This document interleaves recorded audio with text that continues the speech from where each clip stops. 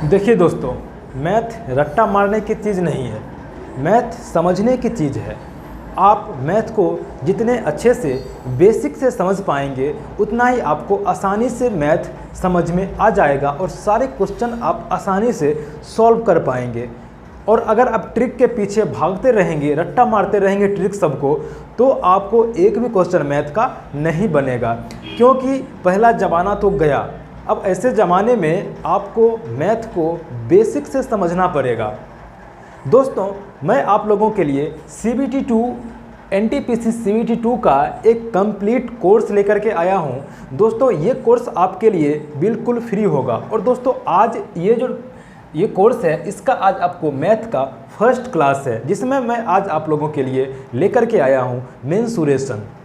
दोस्तों, सारे मैथमेटिक्स में आपको हर एक टॉपिक का आपको मैं इतना अच्छा पकड़ बना दूंगा कि आप देखते ही क्वेश्चन को एग्ज़ाम हॉल में आसानी से सॉल्व कर लेंगे। तो दोस्तों, मेरा नाम है नीरज कुमार और मैं आज आप लोगों के लिए स्टार्ट करने वाला हूं CBT 2 का मैथमेटिक्स। और वीडियो स्टार्ट करने के से पहले मैं आप लोगों से एक गुजारिश करता हूं कि अगर यह वीडियो आप लोगों को अच्छा लगता है तो चैनल को ज़रूर सब्सक्राइब करके वीडियो को लाइक और शेयर ज़रूर कर दीजिएगा। तो दोस्तों, सबसे पहले हम लोग देखेंगे कि ये क्षेत्रमिति क्या है। तो क्षेत्रमिति मैं आपको बहुत ही आसान भाषा में समझाता हूँ।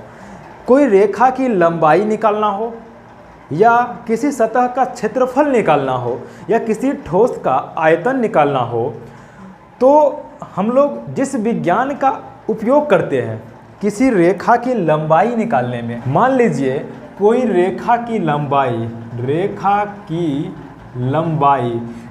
लंबाई निकालना हो, या कोई सतह है इसका क्षेत्रफल निकालना हो, किसी भी रेखा की लंबाई निकालना हो, या किसी भी सतह का क्षेत्रफल निकालना हो, या किसी भी ठोस का आयतन निकालना हो, तो हम जिस विज्ञान का उपयोग करते हैं उसी विज्ञान को हम लोग कहते हैं क्षेत्रमिति।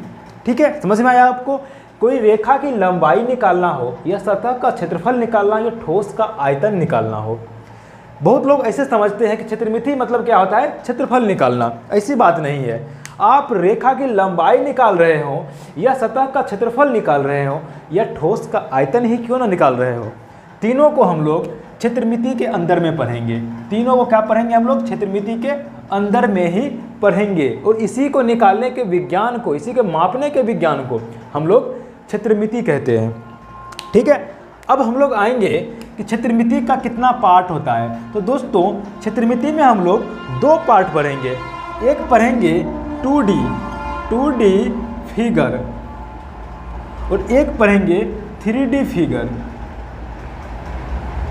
यानी कि एक क्षेत्रमिति में हम लोग पढ़ेंगे कि 2D यानी कि 2 डायमेंशनल, द्विविमीय जो भी आकृति है, द्विविमीय आकृति है, उसका क्षेत्रफल निकालने के लिए। ठीक है, 2D फिगर का क्षेत्रफल निकालेंगे, और एक पढ़ेंगे 3D फिगर का। और दोस्तों, एक चीज़ आप लोग ध्यान रखेंगे कि 2D फिगर में क्या होता है कि केवल लंबाई होता है और चौड़ाई होता है, लेंथ होता है और ब्रेड्थ होता है। और 3D फिगर में होता है लंबाई भी, चौड़ाई भी, और ऊंचाई या गहराई भी।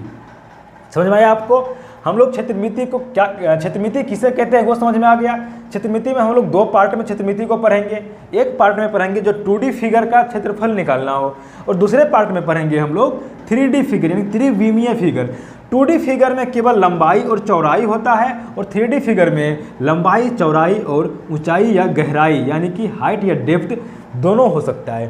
ठीक है, चलिए अब देखिए, जिसमें केवल लंबाई और चौड़ाई होता है, यानी कि 2D फिगर में केवल परिमाप और क्षेत्रफल ही होता है, परिमाप और क्षेत्रफल ही होता है, और यह केवल सतह को घेरता है। ठीक है, 2D फिगर में लंबाई चौड़ाई होता है, और 2D फिगर जो है इसमें केवल परिमाप और क्षेत्रफल ही होता है, और यह किसी भी जगह पर जो है वो सतह को घेरता है। ठीक है, अब 3D फिगर में लंबाई, चौड़ाई और ऊंचाई तीनों होता है, और इसमें हम लोग क्या निकाल सकते हैं? क्षेत्रफल और आयतन निकाल सकते हैं। और यह जो है सो जगह घेरती है, यानी कि स्पेस। ये घेरा सतह और ये घेरा जगह। ये चीज़ मैं आपको दोबारा समझाता हूँ। ये दोस्तों मैं जो कोर्स लाया हूँ आप लोगों के लिए, जो ये कोर्स है इसको आप लोग रिवीजन कोर्स के रूप में भी पढ़ सकते हैं। अगर आप पहले से पढ़ चुके हैं तो आपको मैं सारा चीज़ रिवाइज करा दूंगा CBT 2 एग्ज़ाम से पहले। दोस्तों हम लोगों ने 2 महीने का टारगेट है, 2 महीने में आपको मैथ का पूरा कोर्स, रीजनिंग का और GK GS का भी पूरा कोर्स आपको करवाया जाएगा। और GK GS के लिए धर्मेंद्र सर पढ़ाते हैं, धर्मेंद्र सर को आप जानते ही होंगे, ठीक है। चलिए फिर से एक बार मैं यहाँ समझा देता हूँ इसको। 2D फिगर, 2 डायमेंशनल फिगर, इसमें लंबाई और चौड़ाई होता है, परिमाप और क्षेत्रफल इस 2D फिगर का निकल सकता है, ठीक है। आयतन इसका नहीं होता है, लेकिन इसमें क्षेत्रफल और आयतन होता है, इसका परिमाप नहीं होता है, ठीक है। और यह सतह घेरती है और ये जगह यानी कि स्पेस को घेरती है, ठीक है। और 2D फिगर में 1-2 एग्जाम्पल मैं आपको समझा देता हूँ, जैसे वर्ग हो गया, आयत हो गया, वृत्त हो गया, ठीक है। ये सब क्या है? 2D फिगर है। ये केवल सतह घेरेगी, जगह नहीं घेरती है, ठीक है। इसमें केवल लंबाई चौड़ाई होता है, इसमें ऊंचाई या मोटाई या गहराई नहीं होता है, ठीक है। अब देखिए 3D फिगर में, 3D फिगर में जैसे मान लीजिए एक गोला है, गोला को फिगर कैसे बना सकता है? इसे बना सकते हैं। मान लीजिए एक गोला है, ये शंकु है, घन है, ठीक है। ये सब क्या है?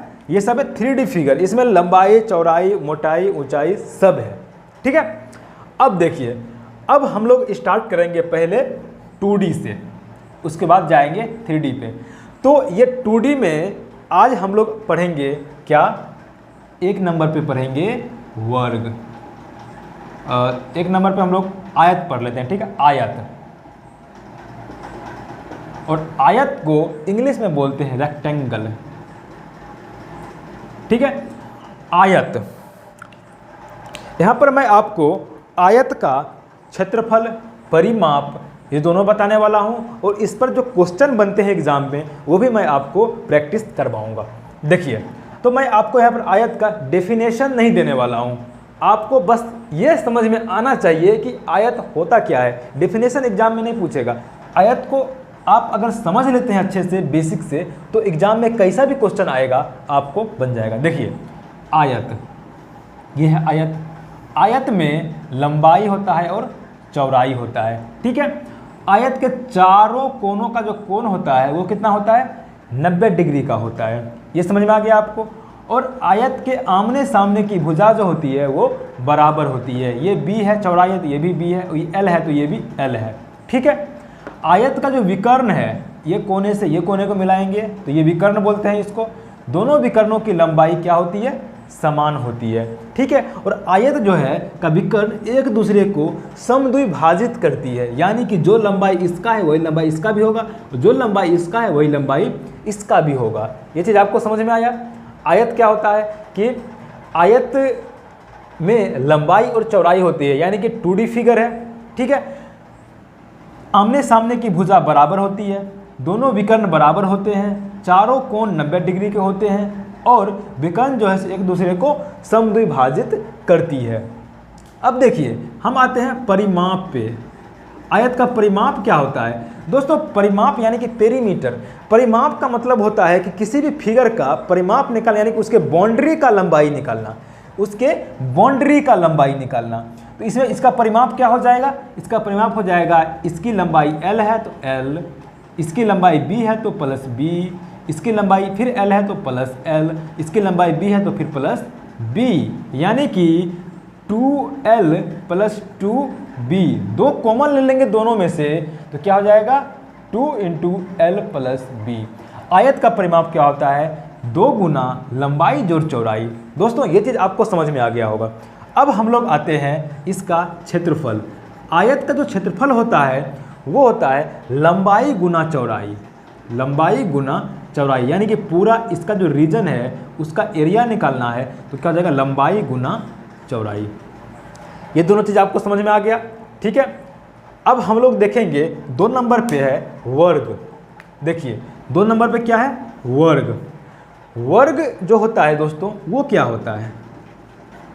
वर्ग को बोलते हैं स्क्वायर, ठीक है। हम लोग आयत से वर्ग को रिलेट करके पढ़ेंगे, जो कि हम लोग को ज़्यादा दिन तक दिमाग में बैठा रहेगा। देखिए आयत में क्या था, लंबाई चौड़ाई अलग अलग थी। इसमें क्या है कि लंबाई और चौड़ाई दोनों बराबर है, ठीक है, लंबाई और चौड़ाई दोनों बराबर है। इसमें अगर ये ए है भुजा, ये भी ए है, ये भी ए है, ये भी ए है, यानी कि चारों भुजाएं इसकी बराबर होती है। बाद बाकी सब सेम है, चारों एंगल 90 डिग्री,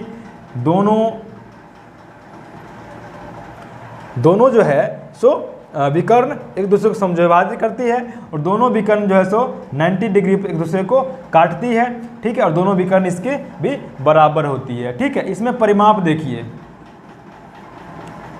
परिमाप क्या हो जाएगा, a plus a plus a plus a. परिमाप मतलब क्या, बाउंड्री की लंबाई। परिमाप मतलब क्या, बाउंड्री की लंबाई। तो देखिए यहाँ पर बाउंड्री की लंबाई कितना है, ये ए है, ये ए है, ये ए, चारों जोड़ देंगे यानी क्या हो जाएगा 4a। ए क्या करेंगे, जोड़ेंगे तो क्या हो जाएगा 4a, 4 गुना भुजा।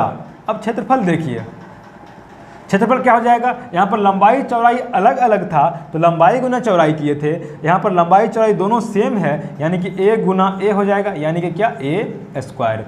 देखिए यहाँ तक आपको समझ में आ गया होगा, कोई प्रॉब्लम नहीं हुआ होगा, ठीक है दोस्तों। आप लोग चाहे तो इसको नोट कर सकते हैं, काफ़ी आपके लिए एकदम सटीक आपका नोट्स तैयार हो जाएगा, ठीक है।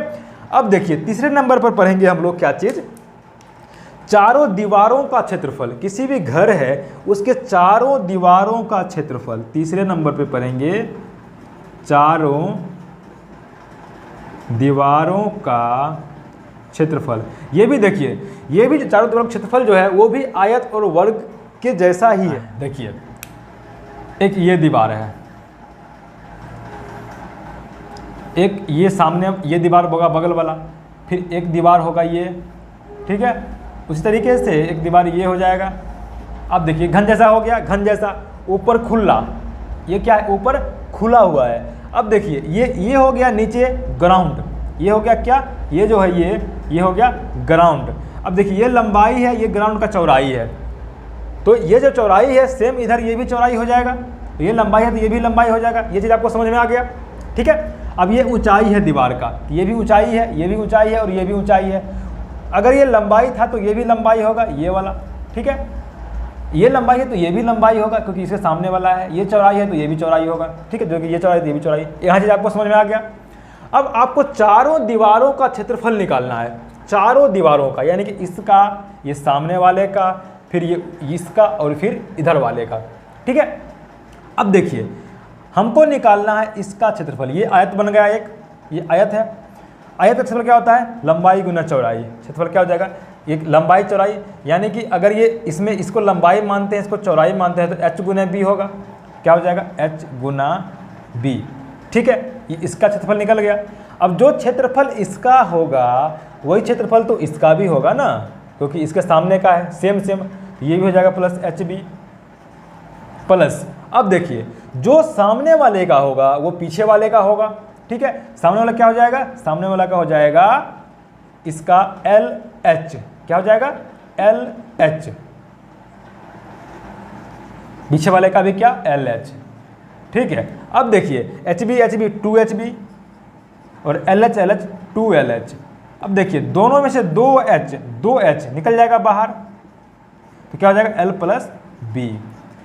कितना मस्त है, आप लोग को समझ में आसानी से आ गया होगा कि आयत का क्षेत्रफल परिमाप कैसे निकालते हैं, वर्ग का क्षेत्रफल कैसे निकालते हैं, और चारों दीवारों का क्षेत्रफल निकालना हो तो हम डायरेक्ट फार्मूला लगा सकते हैं 2H into L plus B। आपको ये चीज़ समझ में आएगा, आप लोग इसको नोट कर लीजिएगा। अब आप लोग एक क्वेश्चन देख लीजिए, कह रहा है कि किसी आयताकार मैदान की भुजा 12 मीटर है। देखिए मैं आपको फिगर समझाता हूँ। कोई आयताकार मैदान है, मान लीजिए ये आयताकार मैदान है, ठीक है। ये मान लीजिए ये 12 मीटर है, ठीक है। आयताकार मैदान की भुजा मान लीजिए एक 12 मीटर है और इसका विकर्ण जो है वो 13 मीटर है, क्योंकि आयत में जो है दोनों विकर्ण क्या होता है, समान होता है। कोई भी एक विकर्ण ले लेंगे, ये है 13 मीटर, ठीक है। तो कह रहा है कि मैदान का क्षेत्रफल निकालें। दोस्तों ऐसा क्वेश्चन आप लोग, बहुत ऐसे स्टूडेंट होंगे जो ये क्वेश्चन को भी नहीं बना पाएंगे, तो आप लोग समझने का प्रयास कीजिएगा कैसे बनता है, कैसे अटेम्प्ट लेते हैं क्वेश्चन को। देखिए इसमें दिया हुआ है कि एक भुजा जो है आयताकार मैदान का वो 12 मीटर का है और विकर्ण है 13 मीटर। हमको क्षेत्रफल निकालने के लिए क्या चाहिए? क्षेत्रफल आयत का क्या होता है? लंबाई गुना चौड़ाई है। हमको लंबाई और चौड़ाई दोनों चाहिए। तो मान लीजिए कि ये लंबाई दिया हुआ है लेकिन हमको चौड़ाई नहीं दिया हुआ है, तो चौड़ाई निकालने के लिए हमको ये विकर्ण दे दिया है। विकर्ण का जो फॉर्मूला होता है वो होता है क्या? रूट अंडर लंबाई स्क्वायर जो चौड़ाई स्क्वायर। अब ये फार्मूला आया कहाँ से वो भी मैं आपको बता देता हूँ। देखिए ये आयत है, ठीक है, ये आयत है मान लीजिए, यह लंबाई, यह चौड़ाई, इसका ये विकर्ण है। अब देखिए ये विकर्ण जो है सो इस आयत को दो भागों में बांट रहा है और दोनों भाग जो है सो समकोण त्रिभुज है। ये भी समकोण त्रिभुज है, ये भी समकोण त्रिभुज।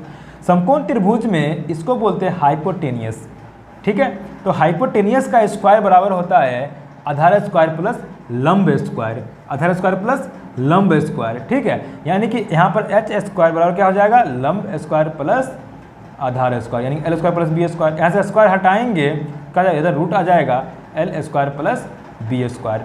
ये चीज़ आपको समझ में आया? इसको बोलते हैं पाइथागोरस प्रमेय, ठीक है दोस्तों। जब मैं आप लोगों को ज्योमेट्री पढ़ाऊंगा तो मैं ये सब आप लोगों को बहुत अच्छे ढंग से पढ़ाऊंगा, लेकिन अभी आपको बस ध्यान रखना है कि पाइथागोरस प्रमेय से किसी भी समकोण त्रिभुज में कर्ण स्क्वायर बराबर होता है लंब स्क्वायर जोड़ आधार स्क्वायर, ठीक है। इतना चीज पता है।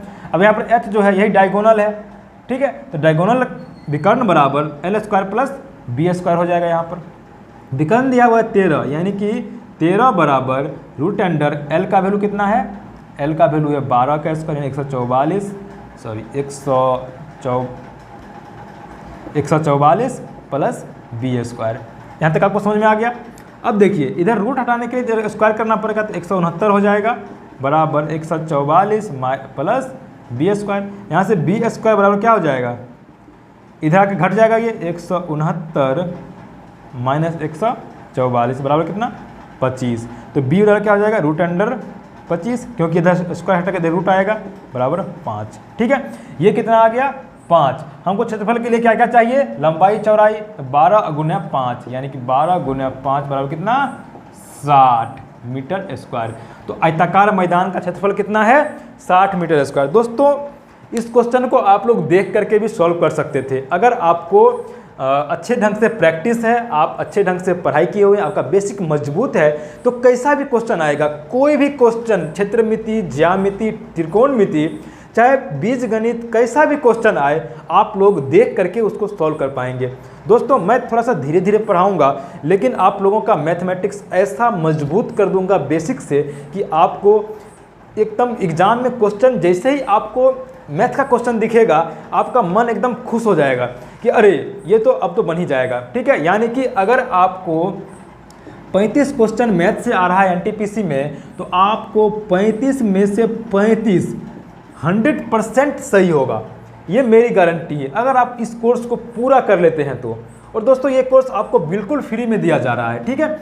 अब देखिए यहाँ पर रीजनिंग भी 35 क्वेश्चन है। रीजनिंग में एक तो गलती होने का चांस तो रहता है, लेकिन तब भी रीजनिंग में आपको 30 प्लस जरूर सही हो जाएगा। आप इस हमारे रीजनिंग का कोर्स को भी कर लेंगे तो, ठीक है। तो मैथ में तो गारंटी है कि 35 में 35 आप सही कर पाए। देखिए एक क्वेश्चन और हम लोग देख लेते हैं, काफ़ी आसान और मज़ेदार क्वेश्चन है, ठीक है। आपको जितना मैंने पढ़ाया है उसी पर यह क्वेश्चन है। किसी दीवार की लंबाई उसकी ऊंचाई का 5/4 गुनी है, ठीक है। यदि दीवार का क्षेत्रफल 180 मीटर स्क्वायर है तो दीवार की लंबाई तथा ऊंचाई का योग कितना होगा। दोस्तों वीडियो को पॉज करके आप इस क्वेश्चन का आंसर आप लोग कमेंट कर सकते हैं, ठीक है। चलिए मैं आपको ये इसका सोल्यूशन बता देता हूँ कि देखिए कोई दीवार है, मान लीजिए ये जो है ना, ये दीवार है, दीवार खड़ी दीवार है, उसकी ऊंचाई जो है, ये ऊंचाई है, इसकी लंबाई जो है सो ऊंचाई की 5/4 गुनी है।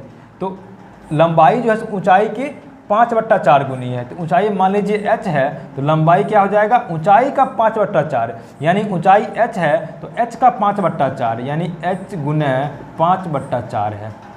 ये लंबाई हो गया, ये ऊंचाई हो गया, ठीक है। यदि दीवार का क्षेत्रफल 180 मीटर स्क्वायर है, दीवार आयताकार होता है, तो क्षेत्रफल कितना हो जाएगा? लंबाई गुना चौड़ाई। क्षेत्रफल क्या हो जाएगा? लंबाई कितना है? L गुना h, और L का वैल्यू हमको क्या आया है? 5h/4, 5h/4 गुना h, ठीक है। और क्षेत्रफल दिया हुआ है 180, यानी कि 180 बराबर 5h/4 गुना h, 180 बराबर 5h² 4। अब देखिए 5 से कटेगा 5 या 15, 5 छक्का 30, ठीक है। ये गुना होगा इधर जाके, तो h² बराबर क्या हो जाएगा, 36 चौका 144, h बराबर रूट अंडर आ जाएगा 144 यानी कि 12, ठीक है। 12 क्या हो गया, मीटर। ये h आ गया 12 मीटर, तो यहाँ से l क्या हो जाएगा, 12 गुना 5/4 यानी कि 15 मीटर। हमको l आ गया 15 मीटर, h आ गया 12 मीटर, यानी कि लंबाई आ गया 15, ऊंचाई आ गया 12। दोनों को जोड़ देंगे, हमको निकालना क्या है, l प्लस h, क्या हो जाएगा 12 + 15 बराबर 27, ठीक है। काफ़ी शानदार और मज़ेदार क्वेश्चन था दोस्तों। अगर यह वीडियो आप लोगों को अच्छा लगा है तो आप लोग हमारे चैनल को जरूर सब्सक्राइब कर लीजिएगा, वीडियो को शेयर कर दीजिएगा, लाइक भी कर दीजिएगा। दोस्तों आप लोगों के लिए डेली आप लोगों को मैथ का क्लास अब से दिया जाएगा और रीजनिंग का भी आप लोगों को डेली एक क्लास आएगा। दोस्तों अगर आप हमारे चैनल पर मैथमेटिक्स को शुरू से लेकर के अंत तक पढ़ लीजिएगा तो आपको एक भी क्वेश्चन एनटीपीसी में नहीं छूटेगा, और अगर आप ग्रुप डी के लिए पढ़ रहे हैं तो ग्रुप डी में भी आपको एक भी क्वेश्चन गणित का नहीं छूटेगा, ठीक है। मैं आपको हर एक टॉपिक कवर करवा दूंगा, वो भी एकदम शानदार और आसान भाषा में, ठीक है। दोस्तों चलिए फिर मिलते हैं कल, bye bye, take care, best of luck.